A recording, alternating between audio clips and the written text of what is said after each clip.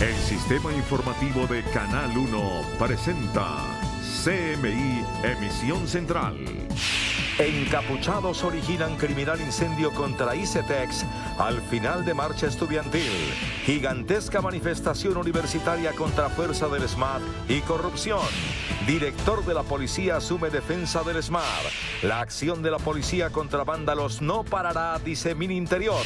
Se abre diálogo entre gobierno y conductores. Abatido jefe de los Pelusos en el Catatumbo. Habla Mindefensa. 30% del ELN está en Venezuela, dice comandante de fuerzas militares. 4 billones de pesos en impuestos pierde el país por contrabando. Fallece en Baltimore exministro Guillermo Perry. Vicepresidenta de Venezuela ataca a Colombia y acusa al presidente Duque de mentiroso. Buenas noches, nuestros secretos de hoy. 1. No gustó la liposucción a la llamada prima Uribe. 2. El último pulso de los gobernadores. 3. A alguien se le puede ocurrir para un tumbis que gastó 30.000 millones de pesos en tamales. Pues sí. Primera ñapa. No paran los escándalos de corrupción en Cartagena. Segunda ñapa. ¿Qué hacen los presidentes o jefes de Estado informalmente en las cumbres? Y mi ñapa de los viernes, los mejores memes de la semana. 1, 2, 3, las 2 ñapas y mis memes sabrosos al cierre. Con Claudia Palacios y Margarita Ortega.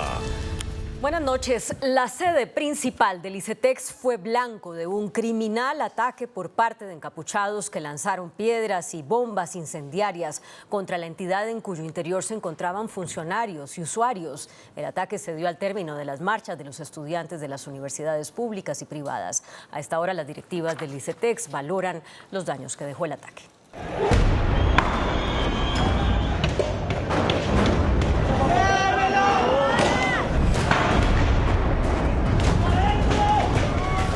A piedra y sin contemplación, fue atacada la sede del ICETEX en Bogotá.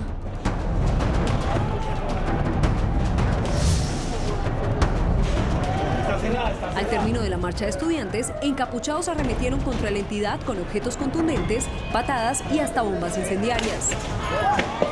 Ingresaron a las instalaciones de la entidad a literalmente destruir y acabar todo.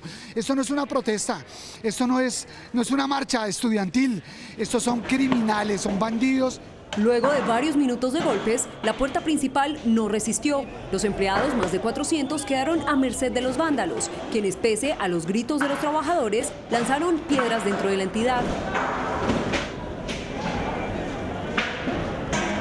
Llevamos más de 2 horas pidiendo el apoyo de la policía. Soy el jefe de seguridad y me siento indignado. 2 horas pidiendo el apoyo, 2 horas y nada. Los empleados acorralados y ante la inminente irrupción de los encapuchados decidieron defenderse. Nos tocó defendernos con las sillas, con los escritorios, con las camillas, con los extinguidores, tratar de apagar el incendio porque le metieron candela a la entidad. El desorden fue aprovechado por algunos para saquear el ICETEX y robar las pertenencias de quienes allí laboraban.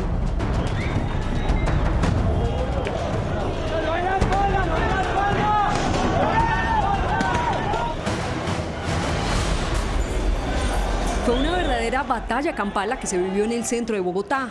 La brutal agresión se registró después de las 4 de la tarde. Fueron más de 30 minutos en los que el pánico y la anarquía se apoderaron de la Plaza de los Periodistas.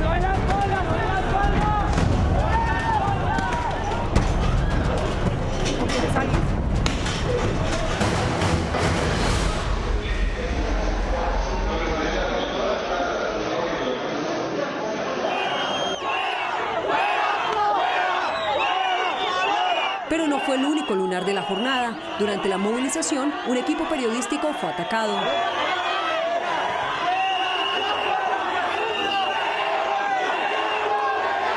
Este encapuchado se encargó de agitar las masas. Los comunicadores fueron amenazados y atacados con elementos contundentes, a tal punto que tuvieron que resguardarse en una vivienda.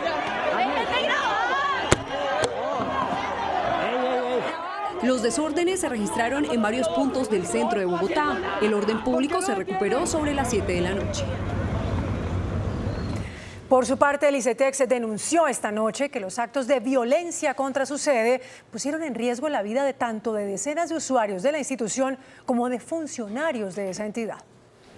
En un comunicado, el ICETEX denunció esta noche que los actos de violencia contra su sede pusieron en riesgo la vida de decenas de personas y agradeció las expresiones de apoyo y solidaridad recibidas. ICETEX rechaza los actos de violencia contra su sede principal ubicada en el barrio Las Aguas, los cuales pusieron en riesgo la vida de decenas de usuarios que eran atendidos en las instalaciones y la de su equipo de colaboradores. Señaló que está evaluando los daños y estimando los costos de los arreglos para garantizar el servicio. Al margen de los actos vandálicos perpetrados contra el ICETEX y sus ocupantes, miles de estudiantes de las universidades públicas y algunas privadas adelantaron en paz una gigantesca movilización para rechazar las actuaciones del Escuadrón Antidisturbios y hechos de corrupción en la Universidad Distrital.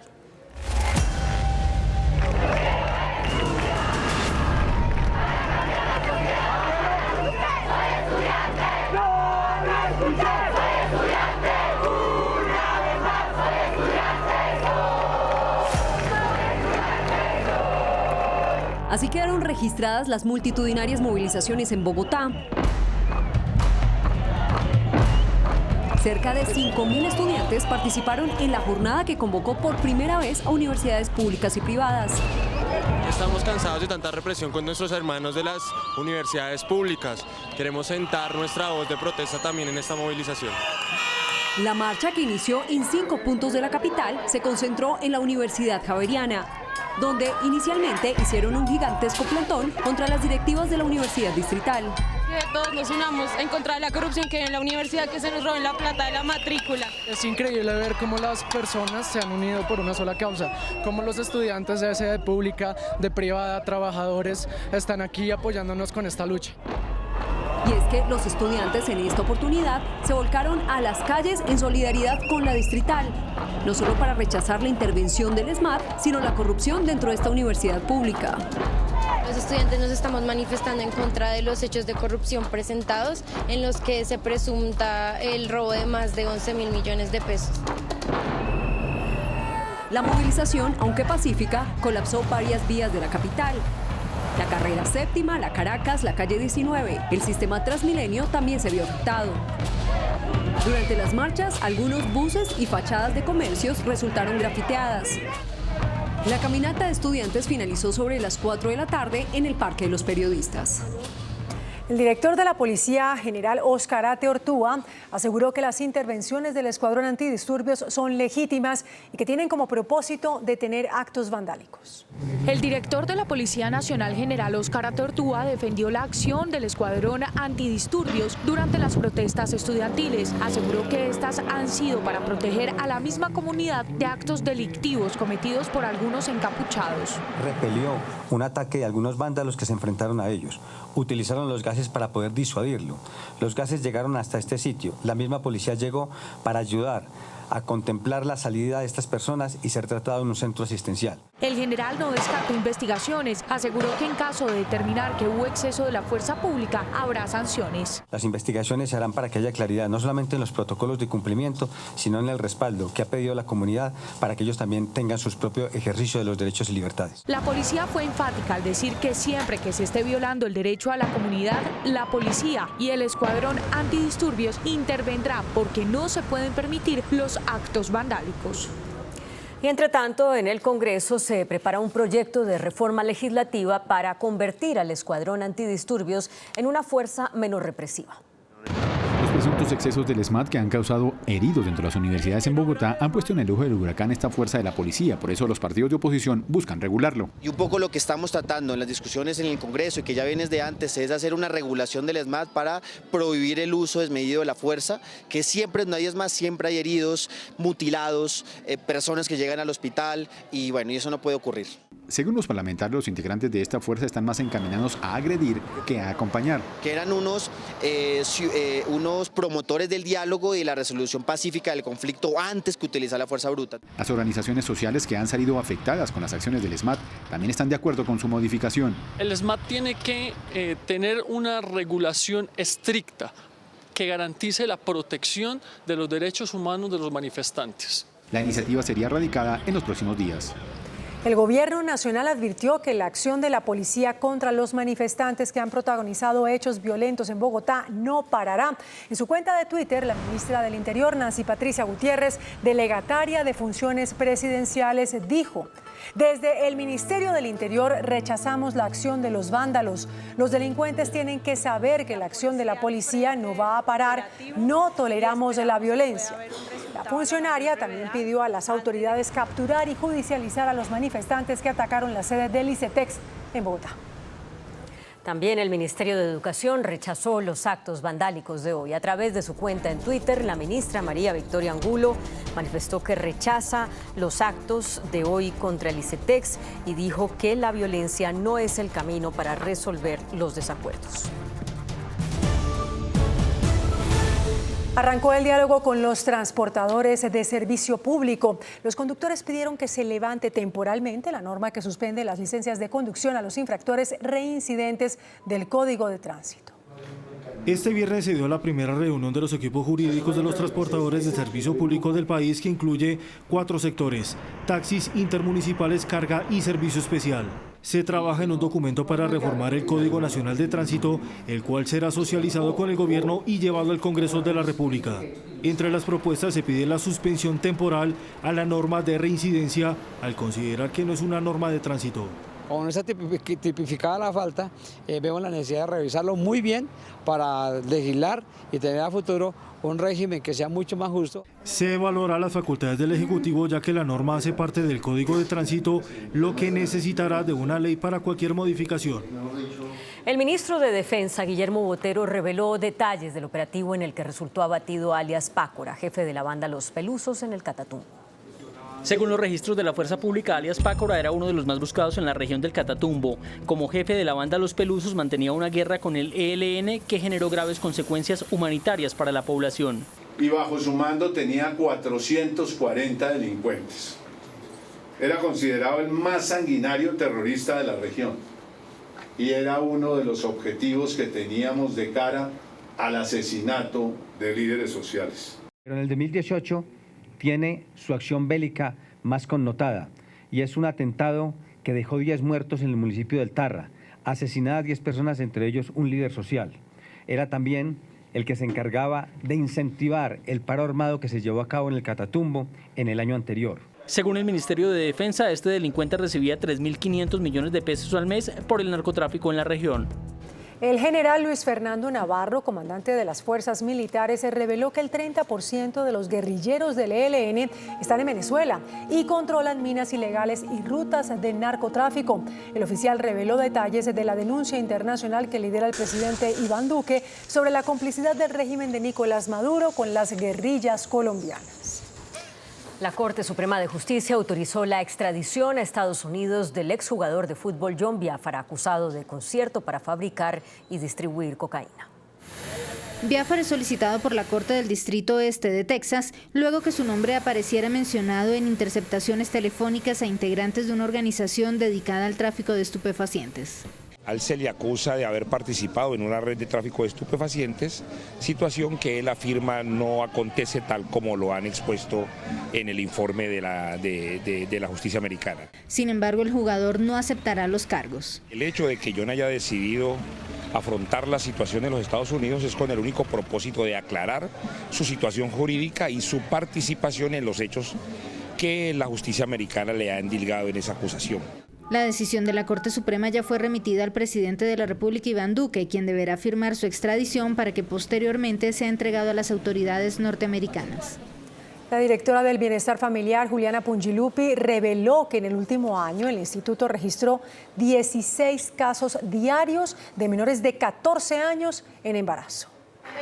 Las cifras sobre aumento de embarazos durante el último año en menores con edades entre 10 y 14 años dispararon las alarmas en el Instituto de Bienestar Familiar. Se presentan alrededor de 6.000 casos al año, es decir, 16 casos diarios. Por ley, toda relación sexual con una menor de 14 años, aún con consentimiento, constituye delito. Eso estamos proponiendo que todos los casos que lleguen al sector salud de embarazos y que atienden a menores de 14 años sean informados a la Fiscalía para que se inicie la judicialización.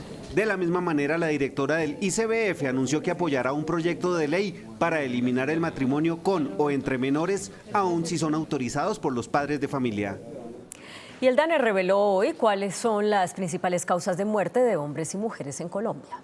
En el segundo trimestre, las enfermedades del corazón cobraron la vida de 4.793 hombres, las enfermedades crónicas de vías respiratorias de 1.822 y las enfermedades cerebrovasculares de 1.667. Las muertes externas en hombres más altas son las agresiones con 2.688 y los accidentes de tránsito con 1.242. En el caso de las mujeres se reportaron 3.963 muertes por enfermedades isquémicas del corazón, 1.919 por enfermedades cerebrovasculares, 1.841 por enfermedades de vías respiratorias. Las muertes externas más altas en mujeres son agresiones con 257 y accidentes de tránsito con 245.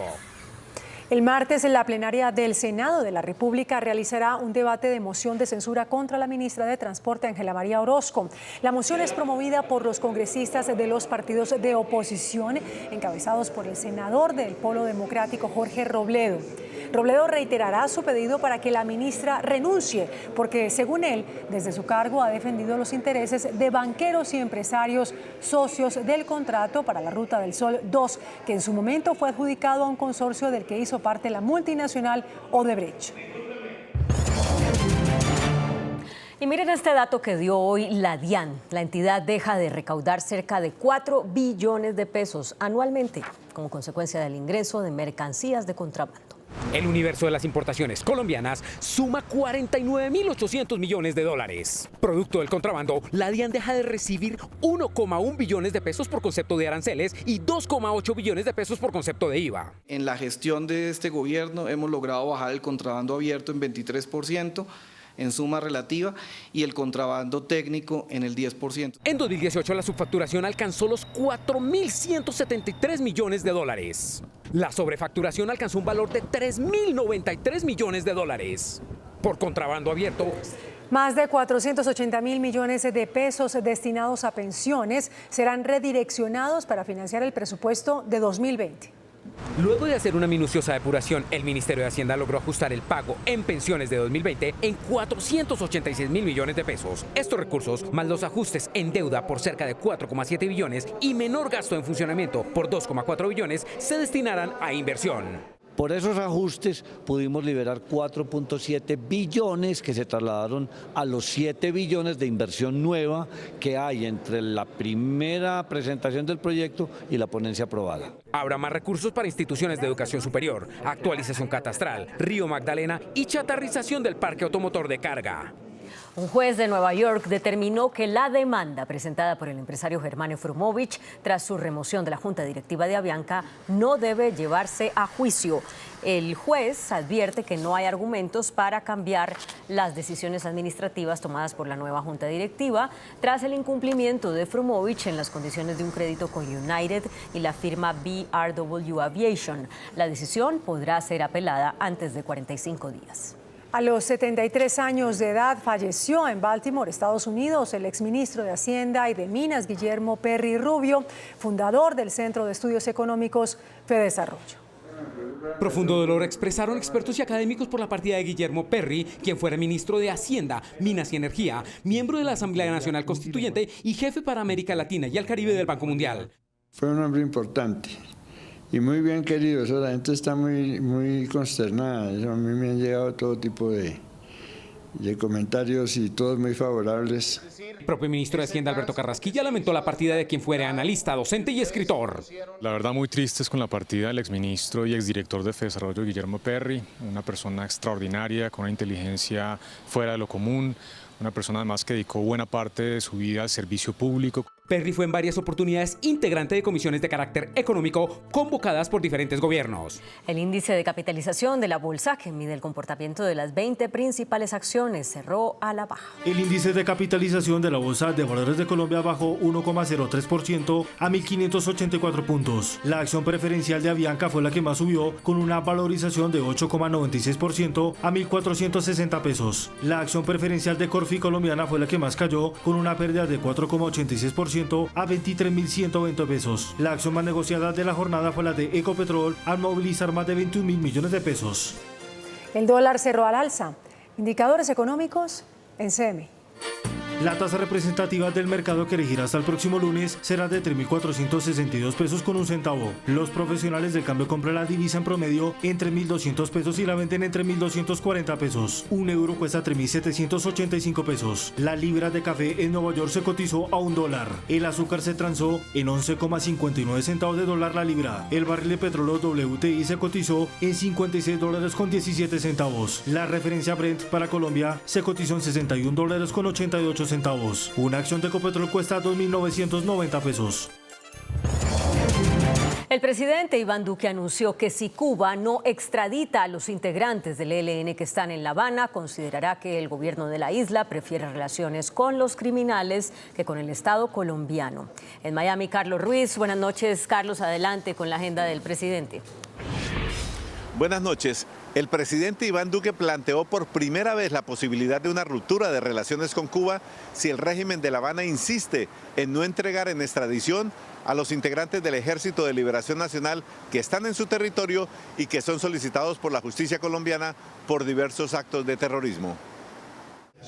El presidente Iván Duque acudió a un conversatorio en la Universidad de Miami con el periodista Andrés Oppenheimer, con quien analizó diversos asuntos. Le preguntaron al presidente Duque qué pasa si Cuba no entrega a los integrantes del ELN, que él considera son responsables de la masacre de cadetes de la policía a comienzos del año en Bogotá. Cuba tiene que preguntarse qué prefiere, la relación con Colombia o la relación con los criminales. Yo espero que si en algo se valora una relación con Colombia, se proceda con la extradición de los delincuentes. ¿Y si Cuba no lo hace en el plazo de 6 meses, qué pasa? Creo que estaría no solamente violando el derecho internacional y las circulares rojas de Interpol, sino que creo que claramente serían ellos los que estarían diciéndole a Colombia que poco le interesa tener relaciones con nosotros. El mandatario colombiano también defendió la legitimidad de las pruebas que entregó a Naciones Unidas y a la OEA sobre los vínculos del régimen de Venezuela con los terroristas colombianos y consideró como un hecho anecdótico que 2 fotografías hayan sido cuestionadas como que no se hubieran tomado en Venezuela. El presidente Duque también calificó como un triunfo de la democracia la decisión de Naciones Unidas de integrar una comisión que investigue las violaciones de derechos humanos en Venezuela. Con Ervin Salinas y Carlos Ruiz desde Miami, CMI, La Noticia. Carlos, gracias. Y mientras eso ocurría ante la Asamblea de Naciones Unidas, la vicepresidenta de Venezuela, Delcy Rodríguez, acusó al presidente Iván Duque de ser un pésimo mentiroso y presentó las coordenadas de 3 supuestos campamentos en Colombia, donde, según dijo, se entrenan mercenarios para atacar a Venezuela. El presidente Duque, un pésimo mentiroso. Un discurso concentrado en cuestionar las pruebas presentadas por el presidente Iván Duque sobre grupos terroristas que actúan en Venezuela con la complicidad de Nicolás Maduro fue el que dio la vicepresidenta Delcy Rodríguez ante la Asamblea General de la ONU. Un ligero examen ha demostrado que esas fotos que trajo como de Venezuela el señor Iván Duque realmente corresponden a territorio colombiano.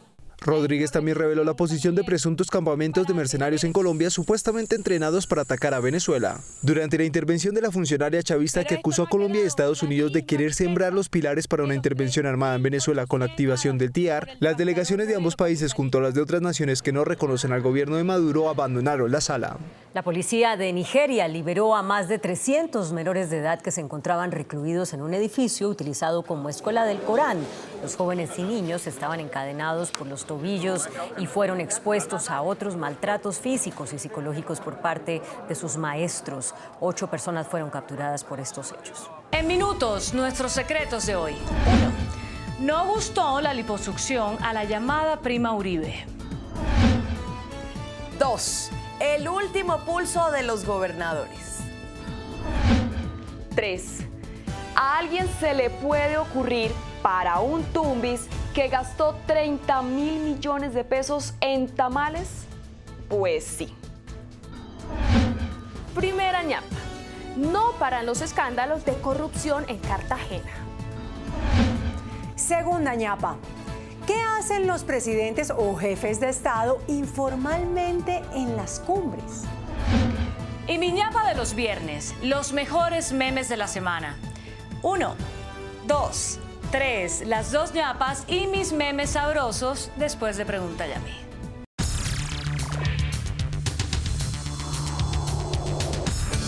Resultados al sondeo de anoche. Después de la entrevista en Pregunta Yamit con el senador Fabián Castillo, presidente de la Comisión Séptima, ¿usted es partidario de que el gobierno cumpla la orden que dio la Corte Constitucional para que solo haya un régimen de salud y se unifiquen el contributivo y el subsidiado? Sí, 79,07%. No, 20,93%. Muy buenas noches. Este programa se está grabando en las horas de la tarde cuando aún avanza festivamente la marcha estudiantil en Bogotá. Ojalá todo termine igual. Nuestro invitado esta noche es el doctor Leonardo Fabio Martínez.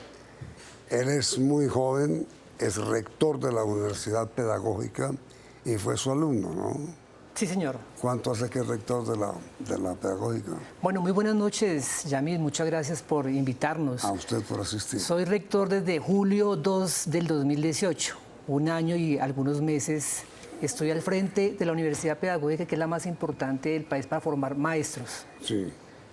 Pero ¿qué tipo de maestros se forman en una universidad que protagoniza regularmente, por no ser excesivo, desórdenes? Mira, tenemos más de 45.000 egresados que están en diferentes partes del territorio nacional, trabajando propuestas en primera infancia, en educación para la paz, en educación en ciencias, en educación matemática. Nuestro plan de desarrollo es formar maestros por una Colombia en paz. Y lo hemos venido trabajando. Desafortunadamente, estamos en un contexto, Yamit, de polarización en el país que nada le conviene un poco en relación con esto. No, con todo respeto no estoy de acuerdo. Bueno, la pedagógica ha sido tradicionalmente, hace muchísimos años, pero muchísimos, no es producto de un fenómeno de polarización. La pedagógica ha sido símbolo de marcha, de manifestación, de protesta. Sí, Yamit, estamos de acuerdo, pero la pedagógica también se ha expresado de forma pacífica. Mira el movimiento que hubo universitario el año pasado, las marchas que hubo fueron pacíficas. A veces sí, a veces no. Sí, y es desafortunado que haya violencia. ¿Pero y por qué? ¿Por qué a veces no? Pensamos que desafortunadamente aún la universidad pública y la Universidad Pedagógica Nacional también somos víctimas en ocasiones de actores. Lo que ocurrió el miércoles, mira, la universidad es víctima porque hubo allí una confrontación entre actores que nosotros desconocemos y tenemos, fruto de ello, 5 heridos, estudiantes salieron heridos de una explosión que hubo dentro de la universidad. Con la acusación que hubo y que hay todavía de excesos de Sí, señor. Nosotros tuvimos una explosión al interior de la universidad y nosotros somos víctimas, Yamit. ¿Pero qué fue la explosión? Desconocemos qué fue, pero hubo la explosión y ya las manifestaciones estaban casi terminando y la explosión hubo. Parecería que fue una papabomba de estas. No, porque fue una explosión muy grande. Ya las autoridades están investigando qué fue lo que pasó, pero lo cierto es que tenemos 5 heridos, 5 estudiantes, uno de ellos muy graves, y nosotros sí tenemos que decirle al país que eso no representa la Universidad Pedagógica. Ahora, mira, usted estudió en la Pedagógica y tiene un doctorado en Brasil, ¿no? Sí, señor. 2 preguntas. La primera, ¿también tiró piedra? Y la segunda, ¿en Brasil así son las cosas?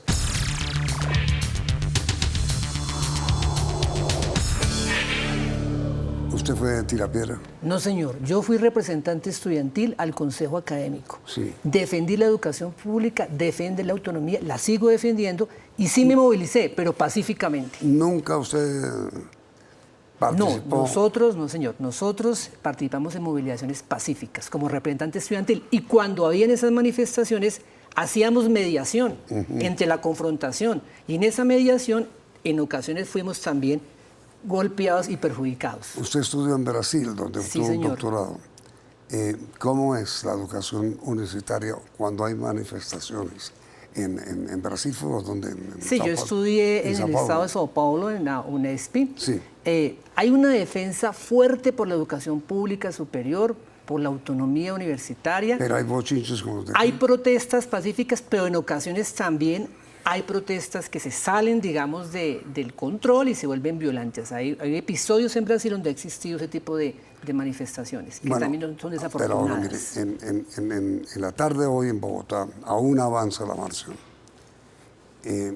Fue una manifestación pacífica, tranquila, festiva, risueña, simpática, querida. Es decir, fue una marcha... bonita, como debe ser. ¿A qué adjudica usted esta concentración estudiantil de hoy? ¿Qué la provocó? Esta movilización la ha provocado, pues, una protesta de los universitarios frente a temas de corrupción en la Universidad Distrital y también frente al exceso del uso de la fuerza pública en las manifestaciones. Mire lo que ocurrió en la Universidad de Cundinamarca, donde la fuerza pública ingresa y hay heridos y lesionados. Lo que ocurrió en la Universidad Javeriana, donde los muchachos están manifestando de la Universidad Javeriana, apoyando a la Universidad Distrital, y hay un exceso de la fuerza pública. ¿Sí? Pero sí fue así. Claro, ahí están los videos, están los registros, hay incluso textos en El Espectador. Los estudiantes de la Universidad Javeriana se manifiestan pacíficamente apoyando a los estudiantes de la Distrital y vemos que hay un exceso allí. O como hubo en las movilizaciones del año pasado, Yamil, las movilizaciones que hubo, donde también hubo a veces algunos excesos. Entonces tenemos que pensar en cómo respetamos la manifestación, buscamos que sea pacífica y evitamos la confrontación. Bueno, y la pregunta final, mire, rector Leonardo, ¿cómo hacer para que los estudiantes de la pedagógica pues no conviertan, como ocurre regularmente, una marcha que pretende ser pacífica y que busca ser tranquila en una manifestación violenta? Tenemos que generar estrategias culturales, simbólicas, con música, con arte, con cultura, para que esos pequeños actores violentos sean aislados de esas manifestaciones. ¿Hay infiltración en las marchas? Probablemente habrá muchos interesados en que se tornen violentos. Sí hay infiltración, ¿cree usted? Habría que preguntarle a las autoridades. No, pero usted fue estudiante. Nosotros sí vemos que hay personas externas que llegan a la marcha a causar actos violentos, que no hacen parte de la comunidad universitaria. Sí lo hemos presenciado, inclusive. ¿Con qué objetivo? Con el objetivo de desestabilizar las marchas y que se tornen violentas y pierdan su horizonte, que es la defensa de la educación pública, la defensa de la autonomía, la defensa de la academia y la defensa de la paz. Y pregunta final, ¿cómo hacer para evitar eso? Como te digo, tenemos que rodear la universidad pública, la universidad en Colombia y mostrarle al país que se puede manifestar las inquietudes, las inconformidades de forma tranquila y tampoco entrar de una vez a la confrontación. Yo creo que hay que trabajar el tema, Yanir, porque mire lo que está pasando en Bogotá en esta semana. Las manifestaciones también. Ahora la bandera de los estudiantes es el exceso de la fuerza y están ahorita marchando también por esa razón. Bueno, mire, rector, todo iba muy bien hasta que estalló el enredo, pues. ¿Por qué? Porque hay que saber manejar y tramitar los conflictos con diálogo, con discusión, no con intervención directa. ¿Y por qué siempre marchas que están tan organizadas, tan normalizadas como la de hoy, terminan en disturbios? Insisto que hay actores externos que quieren que estas manifestaciones se tornen violentas para generar confusión, para estigmatizar la universidad, para estigmatizar la movilización. Con lo cual usted, por supuesto, no está de acuerdo. No estoy de acuerdo. Ni los estudiantes, en su mayoría. En su mayoría, Yamit. Bueno, pues mire, doctor Martínez, muchísimas gracias por aceptar esta invitación. ¿Ustedes creen que ciertamente hay infiltrados dentro de las marchas estudiantiles, sí o no? Resultados del sondeo el próximo lunes en esta emisión. Muy amable. Muchas gracias. Y a ustedes los invitamos ahora a nuestro tradicional 1, 2, 3.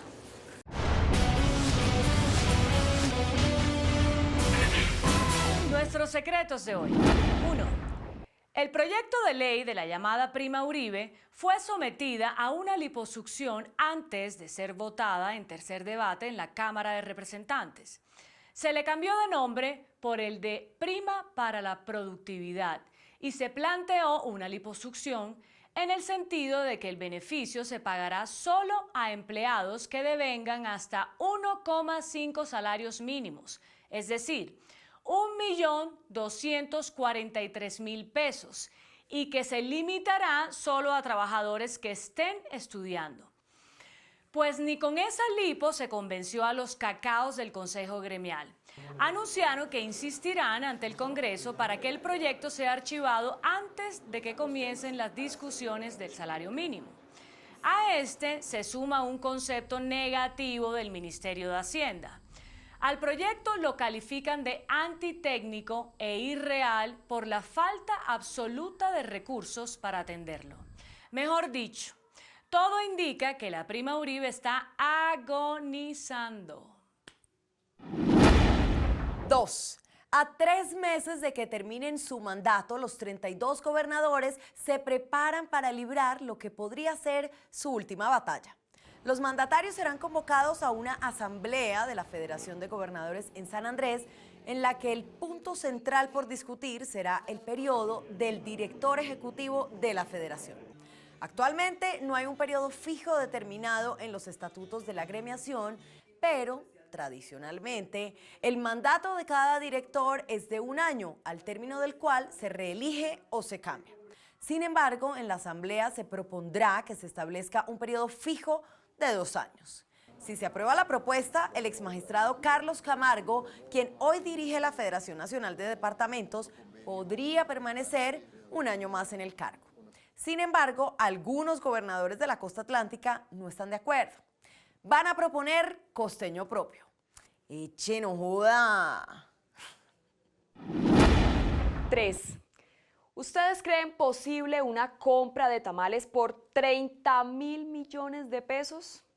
Pues así no lo crean, esa fue una de las anomalías por las que el gobernador de Santander, Didier Tavera, tendrá que responder. La Fiscalía le formulará cargos al gobernador Tavera por un contrato del programa de alimentación escolar. Se trata de un convenio firmado por más de 35.000 millones de pesos y que tenía como finalidad suministrar alimento a 124.000 estudiantes de la zona. Según la Fiscalía, a pesar de que se desembolsó la totalidad del dinero al contratista, las raciones alimentarias no llegaron adecuadamente a los colegios del departamento. Incluso para justificar una serie de sobrecostos, el contratista registró compras de tamales por 30 millones de pesos y la adquisición de víveres a empresas ficticias. El gobernador tendrá que presentarse el próximo 4 de octubre en el Tribunal de Bogotá. Y con razón, es que ¿a quién se le ocurre que gastó 30.000 millones en la compra de 6 millones de tamales a 4.000 pesos? Primera ñapa. La Procuraduría llamó a juicio disciplinario al exalcalde de Cartagena, Dionisio Vélez, por presuntas irregularidades en la contratación de la infraestructura hospitalaria de la ciudad.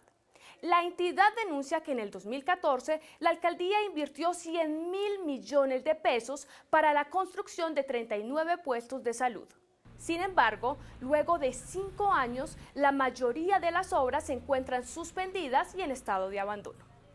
El Ministerio Público le reprocha al exalcalde por no tomar medidas de vigilancia para garantizar la realización adecuada del proyecto. La falta de Vélez fue calificada como grave y ese es un calificativo que podría suponer acción penal. Segunda ñapa.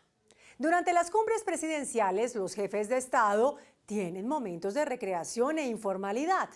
Para la prueba, estas anécdotas que contó uno de los jefes de Estado que asistió a las numerosas reuniones cumbre que tuvieron lugar esta semana en la sede de las Naciones Unidas.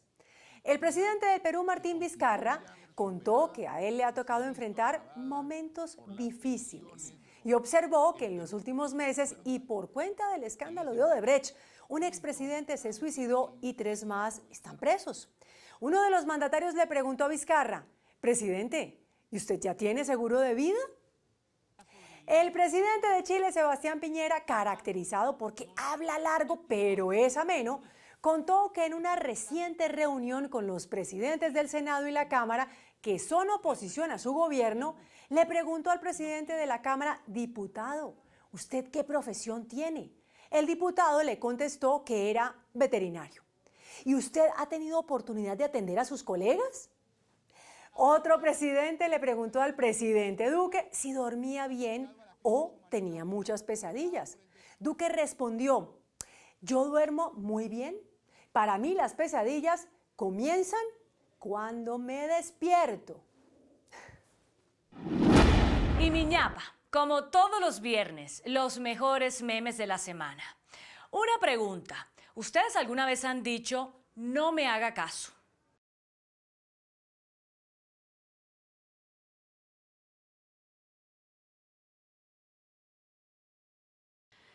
Eso es como un rompecabezas. Si me pide que no le hable y luego me dice que no le haga caso, ¿es que le hable o que no le hable? Como que sí, ¿o no? Bueno, ¿qué tan importante es el maquillaje en una mujer?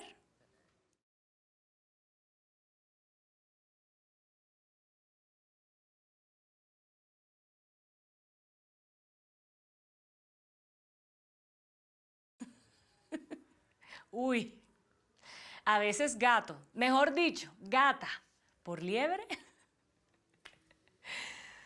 Hoy hubo inmensas marchas estudiantiles. ¿Qué tal esta?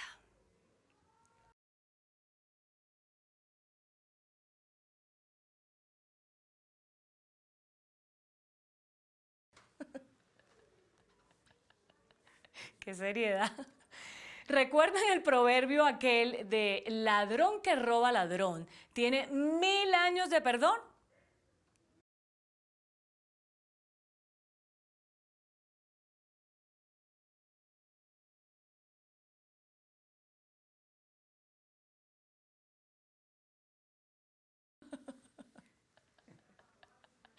Buenísimo. 1000 años de perdón. Lo que van a ver es una maravilla.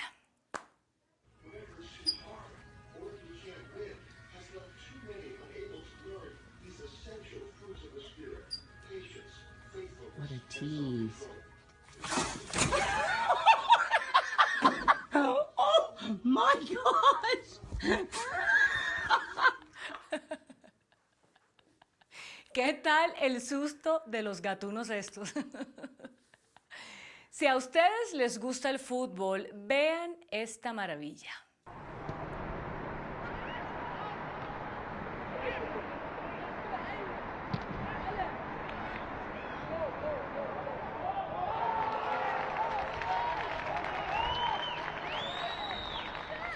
Como Castellanos de Santa Fe hoy. Y para el cierre,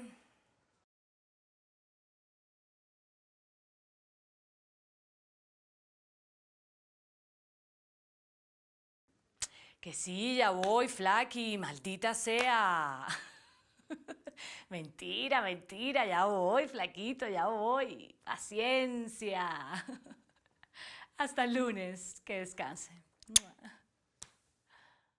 Hasta aquí CMI Emisión Central. A continuación, El Sultán. En el Canal 1 estamos llenos de ti.